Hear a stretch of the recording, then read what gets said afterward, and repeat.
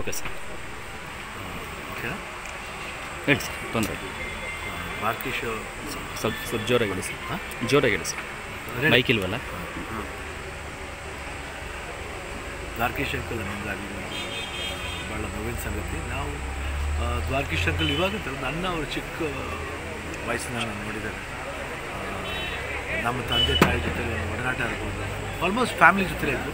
First film ಅವ್ರದ್ದು ದೂರದ ಬೆಟ್ಟ, ಅವಾಗಿಂದ ಒಂದು ಸಂಪರ್ಕ. ಅಪ್ಪಾಜಿ ಜೊತೆ ಆ್ಯಕ್ಟ್ ಮಾಡಿರೋ ವಿಷಯ ಸಿನಿಮಾಗಳು, ಯಾವುದೇ ಸಿನಿಮಾ ದ್ವಾರಕೀಶ್ ಅವ್ರು ಮಾಡಬೇಕಾದ್ರೆ ಅಪ್ಪಾಜಿಯವ್ರ ಫೋಟೋ ಹಾಕೊಂಡು ಫಸ್ಟ್ ಅದೆಲ್ಲ ನೆನಪು ಬರ್ತಾ ಇರುತ್ತೆ.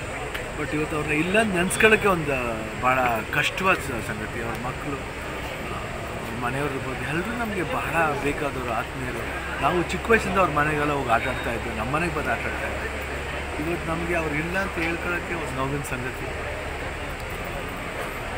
ಅವ್ರ ಆತ್ಮಕ್ಕೆ ಶಾಂತಿ ಸಿಗಲಿ. ಯಾವ ವರ್ಷ ಅವ್ರ ಮಕ್ಕಳ ಜೊತೆ ನಾವು ಇರ್ತೀವಿ. ಯಾಕಂದರೆ ಅವ್ರ ಪ್ರೊಡಕ್ಷನಲ್ಲಿ ನಾವು ಅಷ್ಟೇ. ದ್ವಾರಕೀಶ್ ಪ್ರೊಡಕ್ಷನ್ ಅಂದರೆ ಒಂದು ಆಡಂಬರವಾದ ಪ್ರೊಡಕ್ಷನ್ ಅವ್ರದ್ದು. ಸುಮಾರು ದೊಡ್ಡ ಸಿನಿಮಾಗಳು ಮಾಡ್ಬೋದು. ಸೊ ಅದರಲ್ಲಿ ಆಯುಷ್ಮಾನ್ ಭವ ಅಂತ ಒಂದು ಸಿನಿಮಾ ನಾನು ಮಾಡಿದ್ದೀನಿ ಅವ್ರ ಜೊತೆ.